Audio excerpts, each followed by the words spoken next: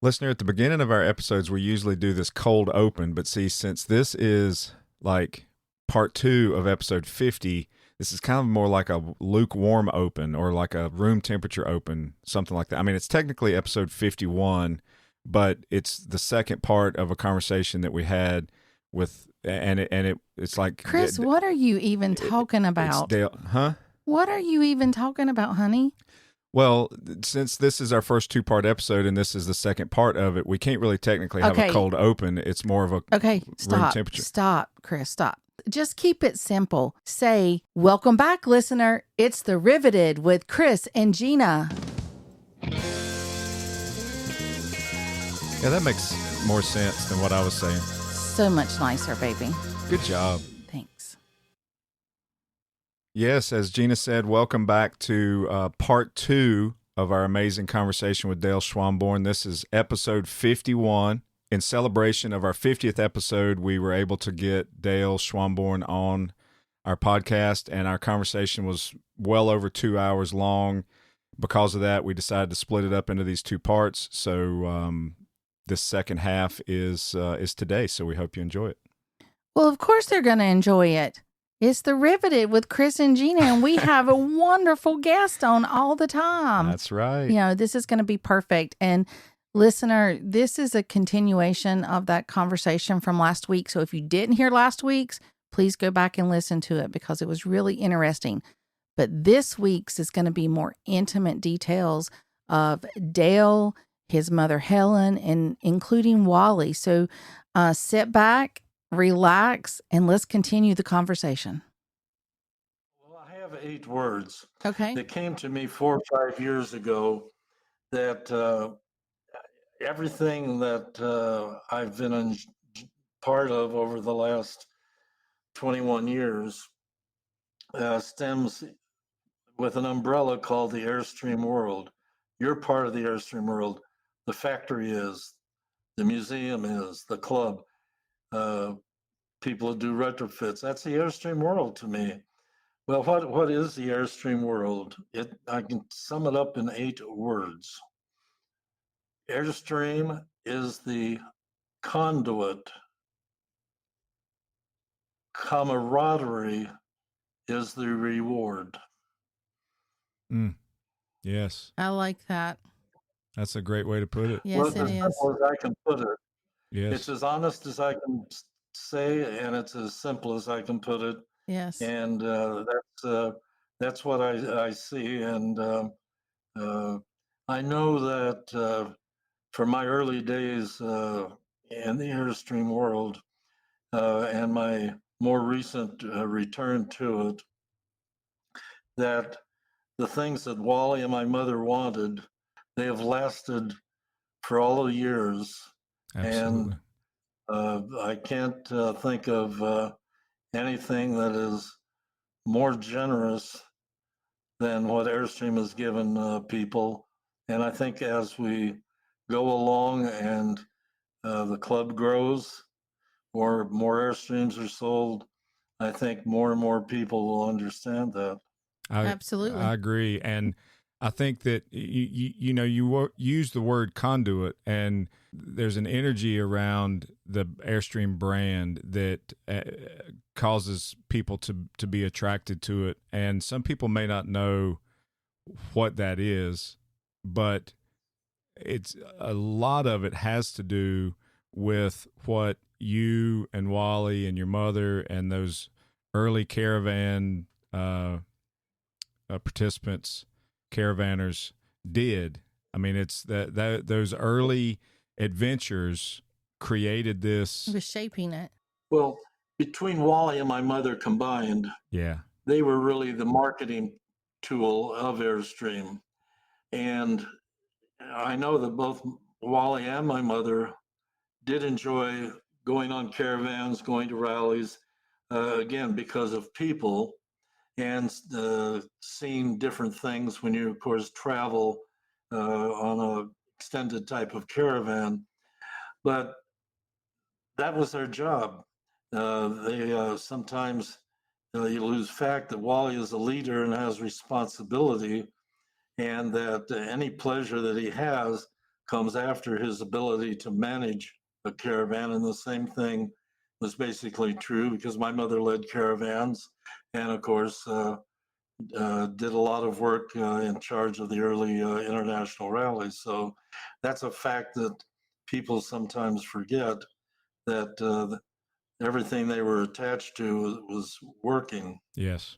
Yeah. And it is, interesting for you to describe it that. I mean, it is, we envision these epic adventures that everyone was going on to, enjoy themselves and to use this amazing trailer that they had access to and take them to faraway places that were, uncharted territory, so to speak. But at the end of the day, there was an aspect of all of that was that 4-letter word, work, for Wally and your mother and others. Mm-hmm. So that's a good way or an interesting way to describe it. Yeah. As well as what we've been doing on this conversation so far. Right. Well, even the people in the caravan were working. They were helping each other progress forward down the road to the next destination. They didn't just go and show up there and enjoy it. They helped each other get there through, stuck in the mud, their tow vehicles breaking down, whatever it is. And that community, that building of character and community back then, it still resonates today. Absolutely. Because of that. And that's the energy. That's what I hear you say to me whenever you say that, Dale. And we hear that in the stories that we have on the podcast. Every Airstreamer that has been on our podcast and has, openly spoken about their life and their journey with Airstream and what it has brought to them is so over the top, amazing and raw and true and beautiful. And, I see this continuing year after year after year. I love it. Well, I'm in my 74th year of being around Airstreams. Wow. Notwithstanding that being born in, I was 86 years into the whole thing, but I just look back, getting out of school for 4 months and being on Wally's first caravan and actually riding in the car with him for 4 months, and also being in his Airstream at night. And one of the first things, of course, we're talking about dry camping. First thing, when it got dark, Wally would pull out his little case, pull out his Coleman lantern, prime it, and then he had what we call biome hooks. Then he'd hook that up, and that would be our lights inside the trailer. Wow. I just don't even know what to say to ask this question, but what went on in your mind back then? Here you are, a young man, you have Wally beside of you, teaching you, showing you all of this camping, and did you really understand what was going on? Or, looking back at it now, would you have done things differently? I think it'd be like going to an adventure movie, because each day was different. Where we were, where we stayed, what we did. I don't know, at 12, and of course I turned 13 at Christmas time in 1951. I think it was just a never-ending adventure. Mm-hmm. I didn't know what to expect. Of course, I knew Wally, and I'd had a good relationship with him over the years at his home. With his first wife, and so it was just traveling. What we talked about, I have no idea. Yeah. No, but I'm serious. I really probably was overwhelmed. I know that I presented a problem at one point on the caravan in Mexico City on Christmas Eve. I went to town with some caravanners, and they dropped me off. Well, there was no arrangement, and here I am on a street somewhere in this monstrous big city, And so I just go down the road. I bought a couple of things. I had a little bit of money, and I mostly liked what you call finger rockets. That's where they're on like a long piece of bamboo, and it looks like a firecracker. You light it, and let it go, and it goes up into the sky.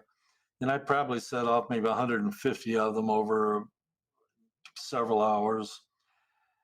And then all of a sudden, nothing's happening. I'm literally standing on the street by myself. Oh.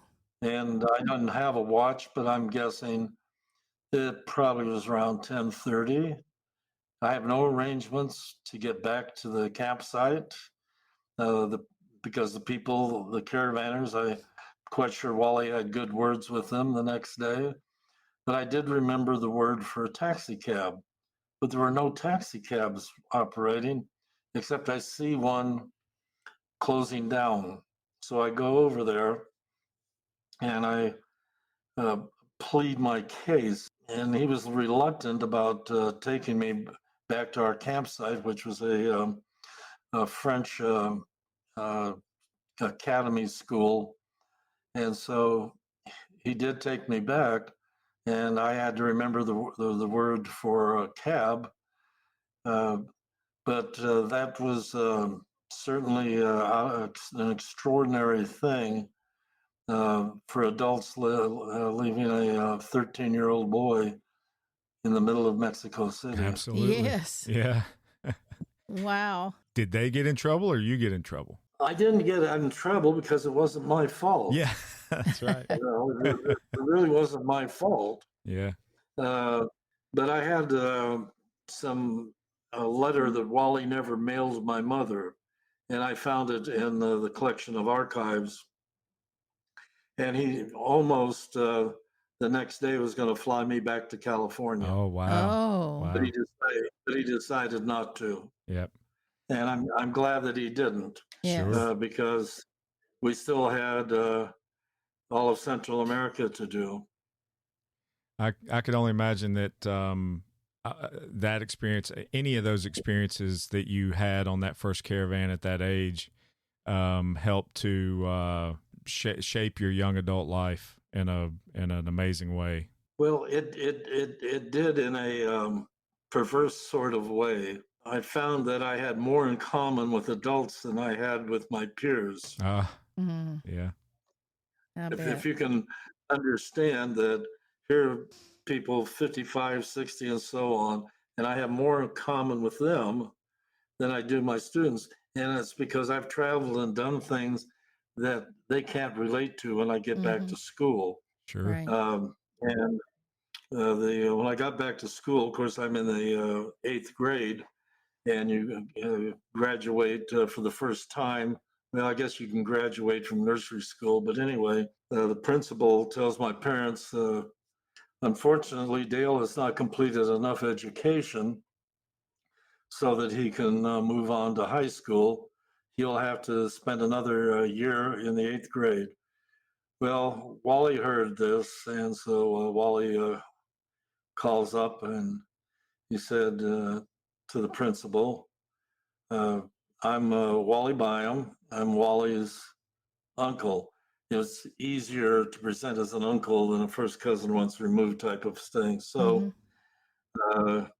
he said, what can I do for you? Well, I understand you're not going to graduate Dale with his class. And so the principal tells Wally, well, he doesn't have enough education to justify it. And he said, well, Wally said, do you know the capital of Tegucigalpa or capital of Honduras? Principal says, no, quite frankly, I don't. Well, Dale could tell you, but it's Tegucigalpa. And principal said, well, that's interesting. Thank you, Mr. Byam. And so he said, do you speak Spanish? And principal says to Wally, no, I don't. Well, then it's very important that while you have time and Dale is still at your school, that you set some time away after school for Dale to come in and teach you Spanish. teach you Guess who Spanish. graduated from the 8th grade? Yes, that's awesome.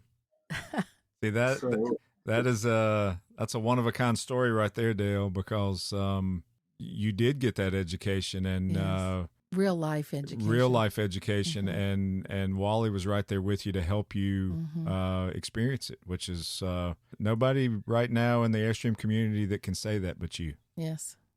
one of the things of interest, as we were heading up from Nicaragua to Mexico City, we stopped off in Oaxaca, and we stayed in Oaxaca on our way down. But the two boys, Clive and Gareth, were driving along. Well, two things that Clive and Gareth did. I don't know if you've seen pictures of Wally with an Irish setter on his lap. Yeah, oh, yeah. Yeah, I think so. Yep, I have. Okay, that's Chica. Well, the Clive and Gareth saw Chica running around on the road, so they picked Chica up and brought him to Wally. And I'll tell you, if ever a dog and a man had I don't know, a love affair of enjoyment and so on, the two of them were inseparable. Awesome. So that's where Chica came from, was on the road south of Oaxaca. Also on the road of Oaxaca, they picked up a suitcase that had fallen off a bus. Well, I didn't know much about the suitcase until I was back in the United States, and I stayed with Wally and Stella for a couple of days. And getting ready to catch the bus home, Wally brings out a suit that was in that suitcase.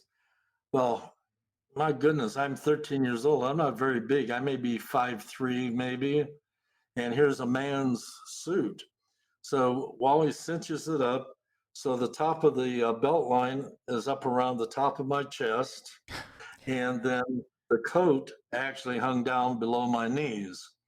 So the only comparison that I can have is that in the 40s, there were a lot of what they call the zoot suiters. And this is basically the way their clothes look. So can you imagine, and Wally probably wishes that he was there to see this, to be the fly on the wall. My parents haven't seen me for 4 months, and here I come off the bus with these trousers up to the top of my that. So it's sort of to me, I laugh at it because it certainly Wally was returning me as I had left, if you wish. That is wonderful. That's amazing. It sounds like Wally was a real character. I like it. Oh, yeah. Yeah. Absolutely. Well, he had a lot of things that were very interesting. And I think that when he was doing Mason Night, I think a lot of people, obviously, it's a depression, which still amazes me that he ever entered an RV industry during the depression. But he catered, I think, to quite a few of the people that were carnies at the fairs that happened throughout every county. Oh. Or he learned how to tie balloons and make animals. And so if you were around some children, he could reach in, blow up a balloon, 3 or 4 of them, and make a horse or a donkey How or about whatever that? you want to call what he made, and give it to a child. Wow. And that's something. There's pictures of someone in front of an Airstream and Wally standing there, and he's on top of a 10 or 12 foot high unicycle, or one where Wally's reaction, just as a bullwhip takes his beret off his head, he's grimacing. I And bet. we're talking about things that are related more to the carny or carnival side. The same thing would be interesting and related when he came back from Europe with his trip with Neil Vanderbilt in 1948. He hadn't seen my mother, and so he stopped in front of our house, and it was Halloween, and he came in and saw I was all dressed up to go trick or treating, and I looked like a cowboy. And he said, "No, no, no, no. We're going to change that." So he goes out to the Airstream. He gets a bandana, and he always had a full drawer of bandanas, and he burnt a cork. And so he comes back in, he redresses me, uh, puts a bandana over my head and then he started doing uh, black chalk marks from the burnt uh, cork. So he stood back and he said, Dale, now you're ready to go trick or treating. You're now a pirate. And it's these little interesting things. I relate more to some of the people that he knew in the carnival side. For anyone that ever met him, I'm sure that they left with an amazing impression and some love for the man. Obviously, you have it in a deep way. But I think anybody that reads anything about Wally and just about the history and about his accomplishments and just his life, how could you not come away from learning that without having a just a such a positive feeling about a human being? So he's one of a kind, that's for sure. And we will be right back. I'd like to take a moment to tell you about Patreon and how you can help support the Riveted with Chris and Gina podcast. Patreon is a simple, interactive way to support the people who make the content you love. There's no value that can be assigned, so you can enjoy these inspiring stories of Airstream enthusiasts from all quarters of the USA. But there are associated costs with operating the website and hosting the podcast, in addition to the large amount of time it takes to curate and edit each weekly episode. For as little as $5 a month, the equivalent of a cup of coffee or a beer, you can help the Riveted with Chris and Gina become the podcast of the Airstream community. Becoming a patron also means you will get first-to-know details, free merch, invites to special Zoom-based hangouts, and more. The link to Patreon is in this episode description. Thanks in advance for your support and love. See you down the road. And now back to the fun. We've been chatting for a long time here, but I got a couple more questions I'd like to ask you if you can. Maybe a little more current type stuff. You after your mother's passing and all of her accomplishments and involvement with the WBCCI. I mean, she started the club, was responsible for its creation and growth and so forth. And it's well known that you obviously you made it a mission to make sure that everyone knew who she was and her contribution to the club. You've accomplished that for sure. I mean, there's much awareness of your mother in the club and in the Airstream community now. So, what part of that process that you've gone through to make sure that she's very well known in the Airstream community, what part of that are you the most proud of? Well, I think that when you retire from a company in 1979 and you're 75 years old and you've done so much, both with the Airstream caravans and also the club, that to see that it's still ongoing, because when she died, I really got a reintroduction into what she did. And I think a good portion is basically my talking about her, giving talks. I think that's probably the biggest thing, was letting people know who she was and what she accomplished. I have several talks that I can give. I can give Wally for an hour. I can give my mother. I can give Africa. I can give the Heritage Center. I'm going to do something different when I get to York. I'm going to have 2 talks with just random rambling, like what we're doing, talking about different subject matters. I think that I don't have any time that I haven't, even with pictures or a talk. It took me a long time to generate programs, but I always think that I would talk about her, make mention that that's why we were all here. We're here first of all, because Wally made Airstream. But if my mother hadn't been put in charge, we wouldn't be here either. And I say a little bit about her. And so I think it's an ongoing thing. And I think that once it caught, no, I'm going to say caught fire, but once it got caught on to people, uh, more so today, and I think maybe what really blossomed the entire thing is that here she was dealing in a man's world, doing a man's job, and the women today appreciate where women have come from, and they see her as one of the early people that made it possible for them to be where they are as a woman and not necessarily just as a housewife. If that's the right way of approaching it, but I think that that's why she has become so popular is they understand what she did for Airstream. Yeah. Yeah, no, that's well That's well said. said. Yep. Mhm. And you're right. I mean, it's the contribution she made all those years.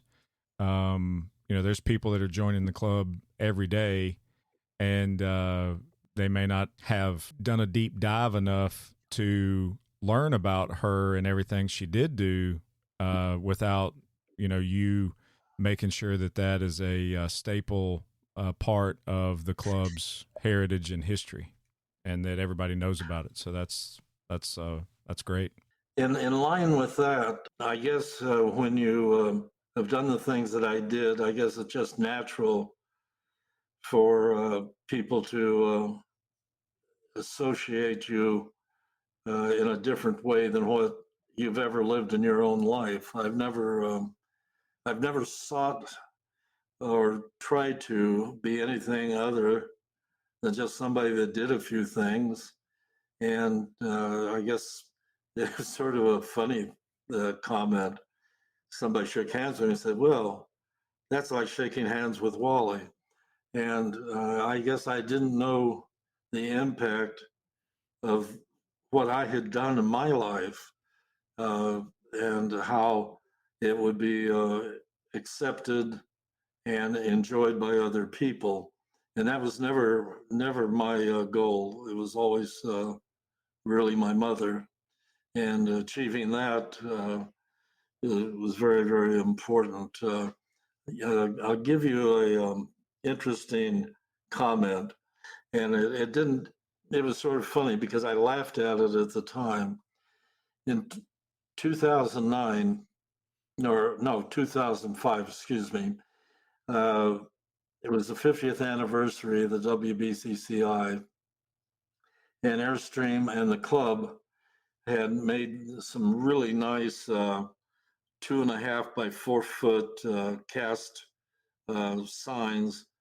They were identical, one on either side, and installed in Kentville, Nova Scotia, where the club was formed.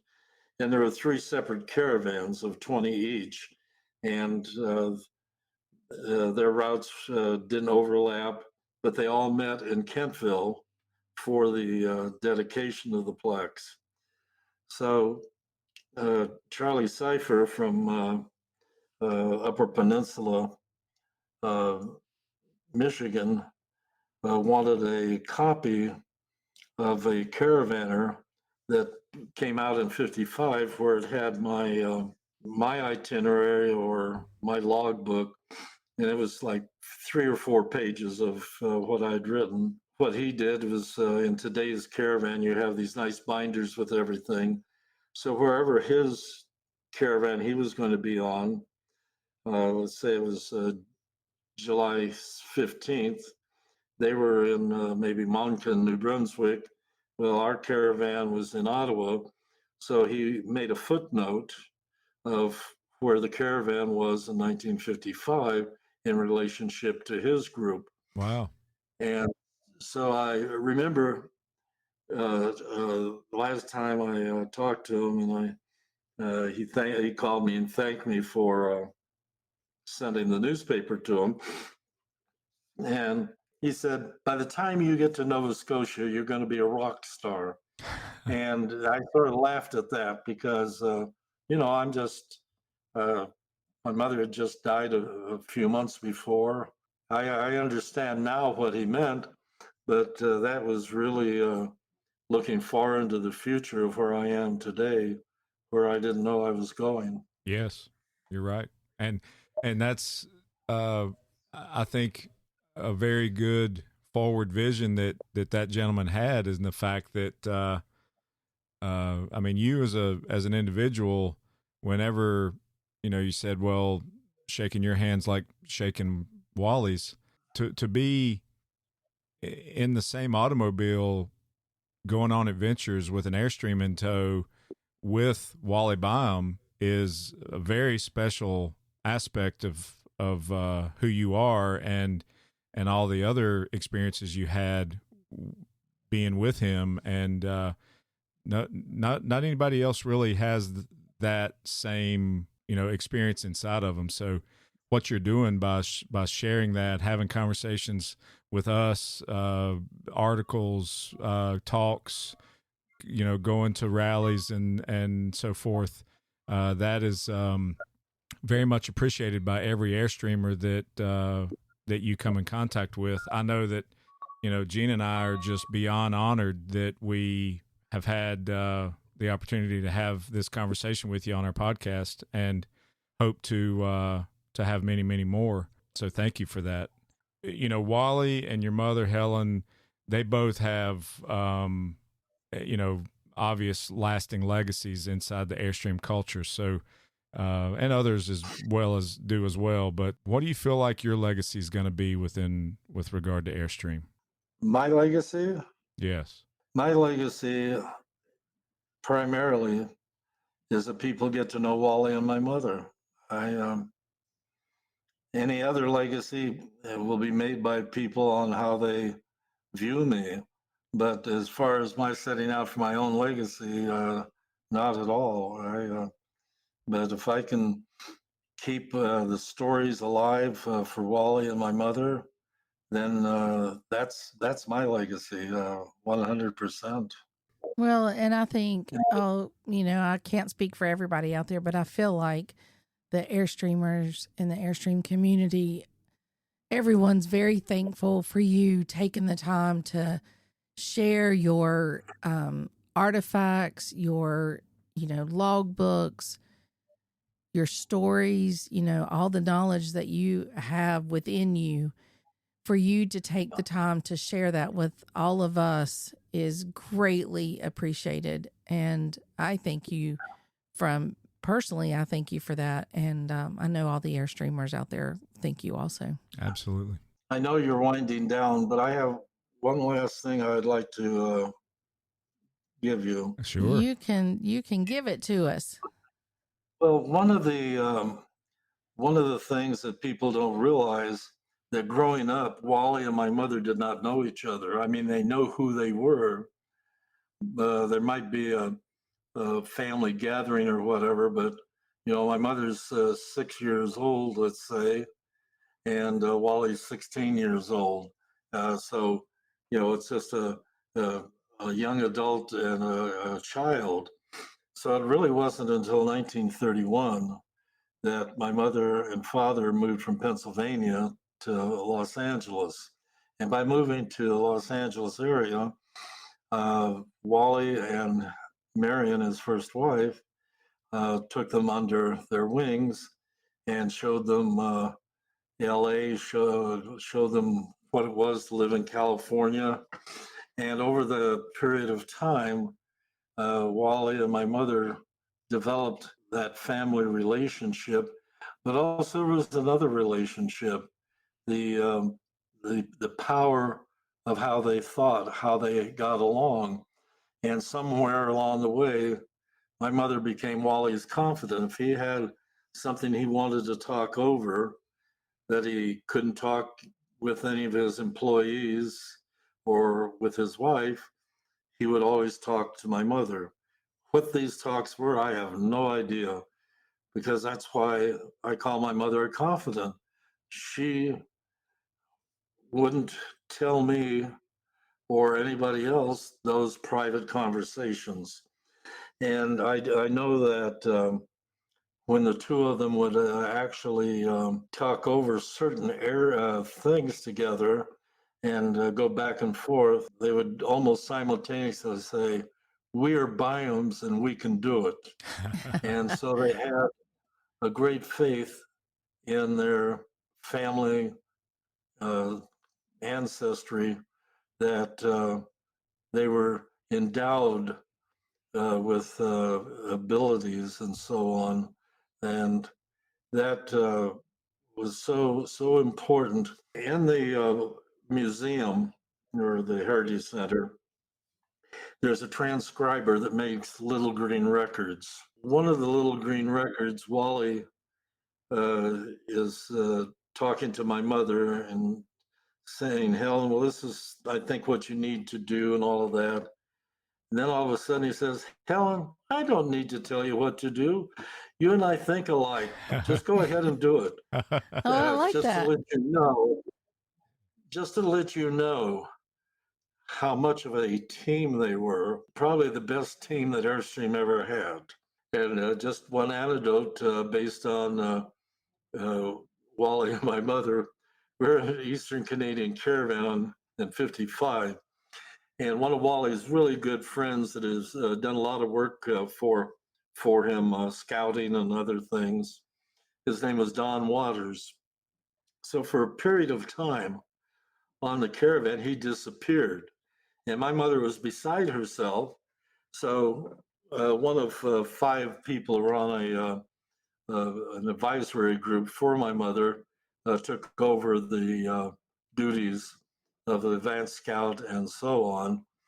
And so this one day, I'm in the trailer, and here comes my mother, and she said, "Dale, I'm not sure, but it seems like this may be the shortest job of my life." And I said, "Well, why is that, Mother?" "Well, I just fired Wally's friend, Don Waters." Oh, wow. So, uh, I just had to tell you a little bit more about their relationship, Yeah. uh, because I think that that's something that is eternal and is so part of the existence of Airstream today, was that they weren't just employer and employee. They just weren't cousins. They were people that knew the direction of what they were doing and where it had to go. Yeah. Right. That's a wonderful story. And it is, it kind of solidifies the fact that, everything about Airstream, especially the design, Wally's design, the uniqueness, the kind of breaking the mold, so to speak, of how travel trailers were designed and built. They had this tag team approach of getting it going and established and growing and becoming successful. And because of that mindset, they still do that today, as far as the not compromising in their in what they want to bring to market. So that's all of that history and heritage is still there. When we talk again, I would like to go into Wally's relationship to people that he hires. Oh, yeah. I would love to hear about that. Yep. We next time we have you on, which we'd love to do anytime, but we'll see you most likely in York, and we'd love to invite you into our mobile podcast recording studio inside of our Airstream. It'd be wonderful to have you in person in the rig. That would be great. Well, at least one nice thing, I can recognize you. You'll have a little yellow tag on your name tag. Yeah. Yes, we sure will. Yep, we will. We're going to be newbies, first timers. First timers. Yep. Yes. Well, that's another thing I want to talk about when we're together again is because I mentioned this earlier in this episode, but I would really like to talk with you about the Heritage Center and the part that you played in helping put that together and stuff. So Keep that on the back of your mind too. Mhm. Maybe we can have that conversation when we have the Wally conversation. Absolutely. Well, we can wait, or I can do it now. Well, I could always do it now, but it's been a while. We figured you were tired. There's so much to deal with the Heritage Center. When my mother passed away, I'm working getting things taken care of in her home. When you're 100 years old, she passed away 14 days before her 100th birthday. But as she told her caretaker, uh, she was 100. And I said, well, caretaker, how could she be? She said, oh, she believes in the Chinese birthdays. Yeah. Birthday begins on conception, not when you're delivered. So my mother felt she was way over 100 years of age. So that be what that may. So with that many years, she had a house full of everything.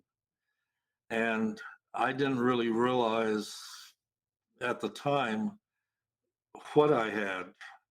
I saw a letter here, I saw this, I saw that. So I'm packing things up to send to my home. And one of the calls that I had while I'm doing that, and I only bring this in because this gave me an idea of the value of what I had. Susan calls me and says, here's a telephone number. Someone would like to interview you. His name is Russ Banham. Okay, I don't know who Russ Banham is. So I call him up, and he said, I'm Russ Banham, and I'm working on a 75th anniversary book called Wanderlust for Airstream. And I was told that if I had a talk with you, you might be able to give me some little points or whatever for my book. And I don't know what I actually said, Chris and Gina, but I said something, and his comment was, oh, I see that we're going to have to spend a lot of time talking. Well, probably 60, 70 hours talking, never met him at the time.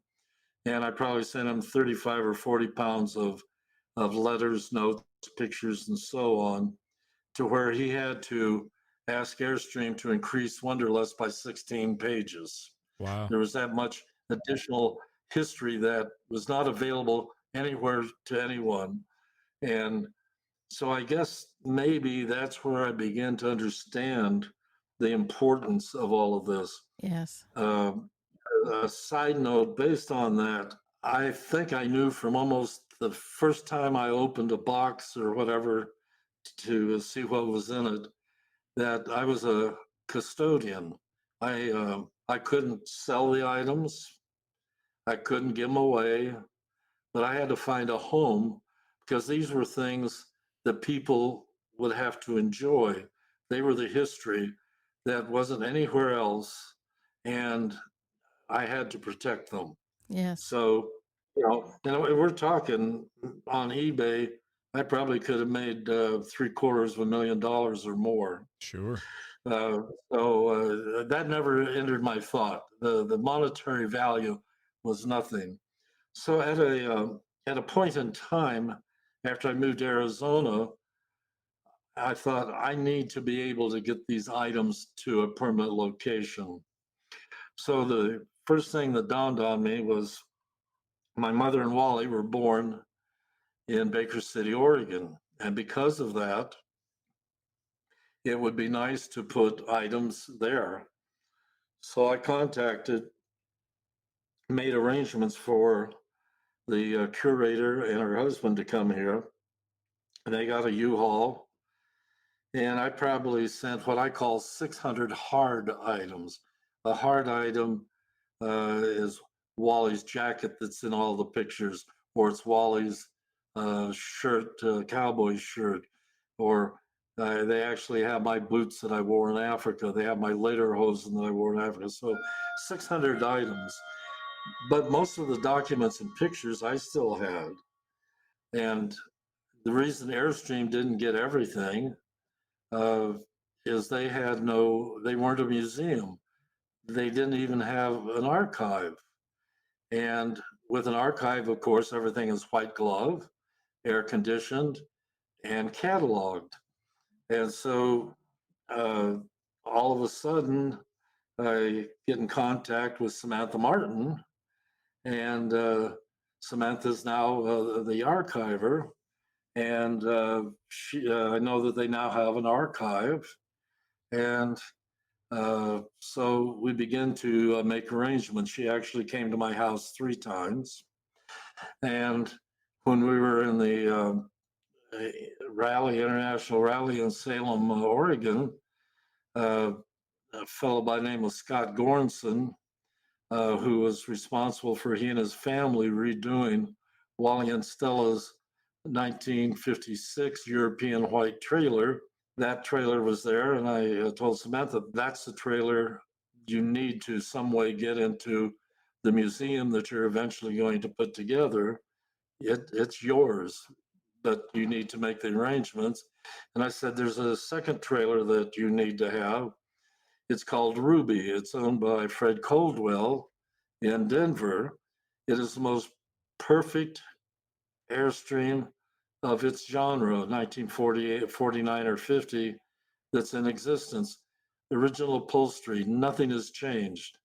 And I said the third trailer is the most traveled trailer that you have ever heard of. It was owned by Ed and Oscar Payne, and they actually, in one respect, scouted going from west to east, at least half of the around the world caravan. They were in Africa, they were in Mexico, Central America, Europe. So it's very, and they were also one of the first 4 Airstreams to go behind the Iron Curtain. Mm. And so as time has gone by, those 3 trailers are now on display. And by the way, my trailer's on display. You know which one that is? Yeah. Yes. We do. And that was the gold trailer. Correct. Yep. Yeah, the gold trailer I owned for 7 years. But anyway, all of these things are coming into motion. We don't have a heritage center. We don't have a new factory. And the Airstreams that are important are out in the weather year round. So now we have a new factory. We have an archive. And so the third trip that Samantha made here, we boxed up 112 boxes of items. Now, a lot of it are, quite a bit of it is personal things, maybe something when I ran track. So there are things that belonged to me, but there's also memos and memorandums from Art to my mother, or something to Andy Charles, letters that Andy wrote from around the world caravans, and all types of pictures of Wally when he was a baby, or my mother as a baby, a complete collection of whatever you would want to have. And so in doing that, I've actually kept Wally and my mother alive in Oregon, and I certainly have made it possible with some of the artifacts and things. And by the way, there's so many more artifacts that they have.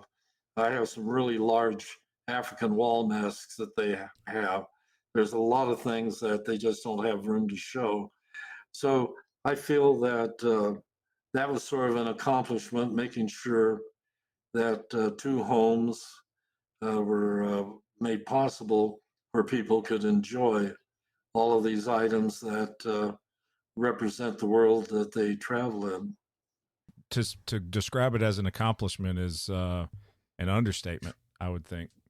To make sure that stuff got preserved and didn't just get all of a sudden into a yard sale somewhere. Well, I mean, it's just fantastic that your mother thought to keep it. Oh yeah. Yes. Because it's very easy for people to throw something away nowadays. Well, it put a new dimension in my love of my mother, that she had all of this, and though we really didn't, she wanted me ever so often to come up for a week, probably to go over all of these items. and I really never did. But she had faith and trust that I wouldn't do anything other than what I've done, Mm-hmm. and Yeah. that is, I think, so just loving and marvelous that my mother had that trust. That's Mm-hmm. wonderful. Well, we've been in that Heritage Center, and we were there for the grand opening. And I have to say that, one, Samantha did a fantastic job, as well as you and everyone else that, donated their artifacts. It is amazing. The videos are amazing. The audio that is there is amazing. The trailers, just everything is out of this world and over the top sharp. It's Very just well great. done. Mm-hmm. Yep. We have a unique story about that gold trailer. For us is, we got our Airstream brand new in the summer of 2017, and at that time they had a 2-year warranty, and so when our warranty was about to expire in 2019, we had a small punch list of things to get taken care of, and so we took it to Jackson Center to have those items taken care of. And while it's in service at Jackson Center, we're walking around during the day, while they have our trailer back in the shop, and just kind of poking around Just and meandering. And behind the service department in Jackson Center was that gold trailer. Mm-hmm. And it was just sitting there. And We can't believe this is just sitting out here like this. Not secured, not inside a warehouse. It was just sitting back in the back service lot. We took our picture with it. We did. We took pictures in front of it, and this is before it had been refreshed to go into the Heritage Center. And we made up all kinds of stories about it. oh my gosh, it was amazing that there it was. Yeah. And it's we haven't had a lot of things went on in our mind, like where has this been, and and there was a couple other trailers there that we wondered about too, but well, the Clipper was there, and yes, everything. The first Airstream that was ever built, the first Clipper, it was pretty well beaten up, and Rick actually, I think, saved all of the aluminum except maybe one panel, straightened it all up. And so not only do you have an interior that looks just like the original, but the exterior only has like one aluminum panel that was replaced. They were all straightened out and smoothed out and so on. Amazing. And that's the one sitting right there in the lobby at the mothership, right? Right at the museum. It's there on loan. I'm not sure how long David's going to leave Clipper number 1. I call it numero uno. Yes. Since it not only was the first Clipper built, but it was also sold to the president of Mexico. Oh. Yep. That's didn't know that. Amazing. Dale, we can't thank you enough for the time you've spent with us, this wonderful conversation. We like I said before, are absolutely honored that you gave us the time and we had you on our podcast. We hope that everyone enjoys hearing your stories, and we hope you had fun. We hope you had fun for sure, and can't wait to see you in person in York in a few months. It's the same thing of putting items in Baker City, Oregon, or in the Heritage Center. I'm giving out information for posterity, and most of what I talk about, really isn't anywhere else but in my mind, though I do have binder books that a lot of this is written down in, and so it's not all gone. It's just that it isn't out in the open and being talked about or presented. Yeah. Well, I'm very thankful for that, because it really opened my eyes being there at that Heritage Center and going through and listening to everything. Now, of course, we were there when speakers were there. You were speaking.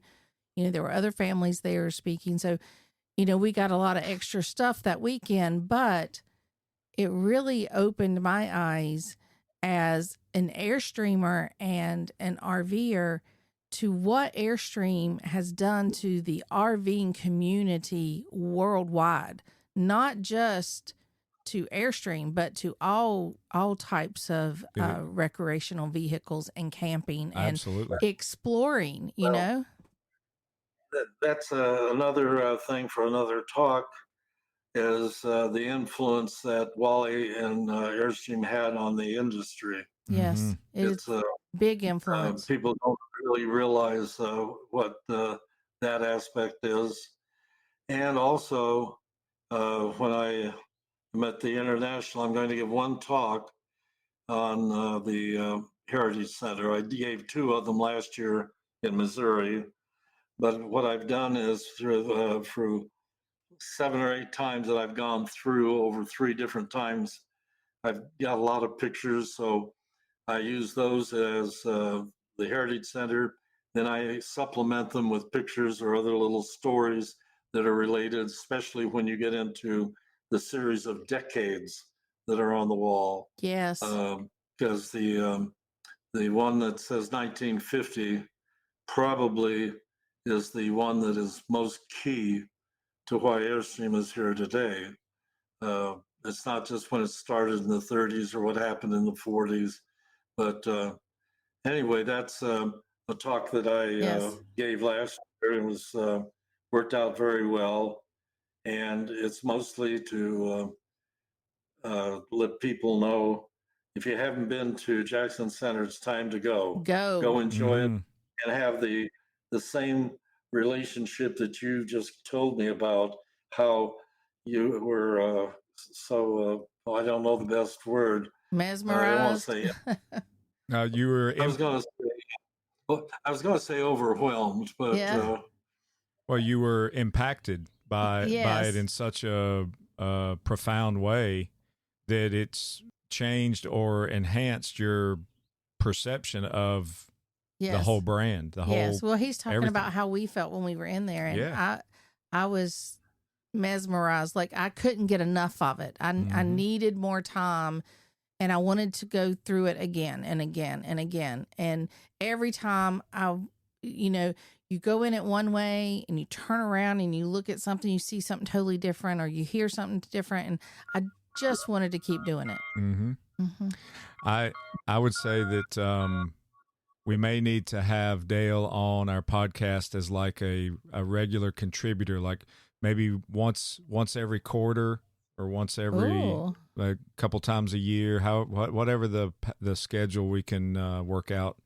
Have him on as a do a little bit each time. Yeah, that'd be awesome. Like it. Yeah, I think maybe the best way to handle that is to do as many separate podcasts, and then you just put them on the air when you feel you want to do that.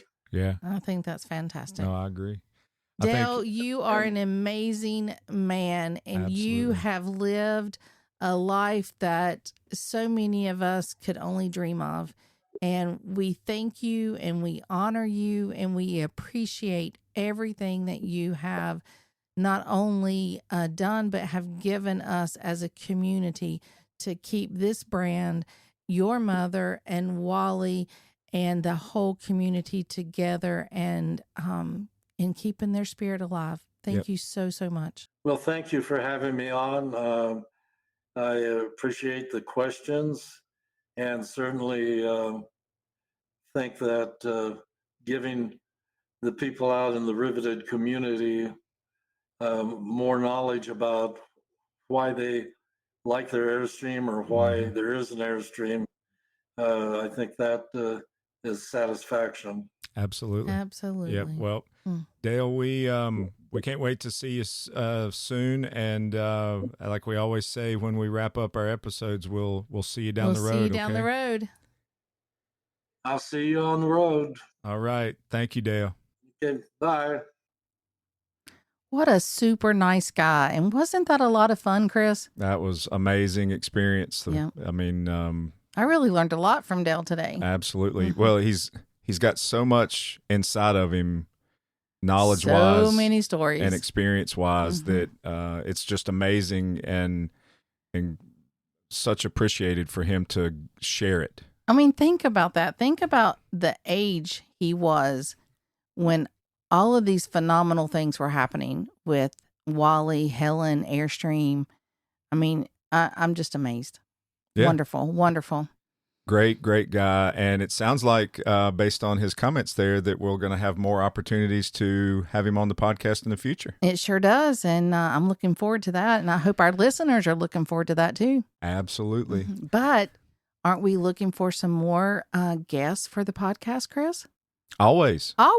And there's a great opportunity for you. If you're listening to this right now before the International Rally in York, Pennsylvania, look us up. We're going to have our mobile podcast studio there Woohoo! At the rally. Yes. We'd love to have you sit down with us and record an episode for yourself. And we would love that. Absolutely. We're going to have a big time. I know that we've secured a vendor booth on Tuesday of the rally to have our recording equipment set up, and we're going to just have like a continual podcast recording with anybody that wants to sit down and share a few thoughts about the rally, about their Airstream life, just anything. We're gonna have that. We're also going to have a guest and listener little happy hour celebration too, aren't we? We are. We're anybody that's been a past guest of the podcast, and then any listeners, just everybody's welcome. But we're going to have a gathering at the International Rally. Location yet to be determined, but most likely it'll be at our trailer. Yes. Wherever the hell that's going to be, I have no idea.